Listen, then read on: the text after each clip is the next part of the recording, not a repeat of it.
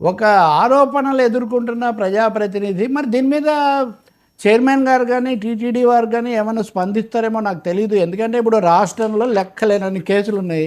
ఇప్పుడు ప్రతి కేసులో నిందితుడు అక్కడికి వచ్చి పూజ చేసి నమస్కారం పెట్టి నేను వచ్చి నిర్దోషిని అని చెప్తుంటే ఇది ఒక ప్రహసనంలాగా ప్రార్థనా స్థలము, అందులో కూడా ప్రపంచంలో చాలా అత్యధికమైన భక్తులు ఉన్నటువంటి చోట ఇది జరగడం అనేది నిజంగా ఇది నేను అనుకుంటాను దేవుడి ముందు ప్రమాణం చేస్తాను వీటికేం చట్టం ముందేమి విలువ ఉండదు.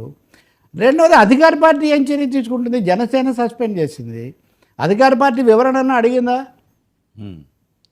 ఆయన ఏదో అమెరికాలో ఉండి వచ్చానని ఏదో చెప్తున్నారు కాబట్టి బొజ్జల గోపాలకృష్ణకు బాగా తెలుసు, చంద్రబాబు కూడా సమకాలికుడు ఇదంతా.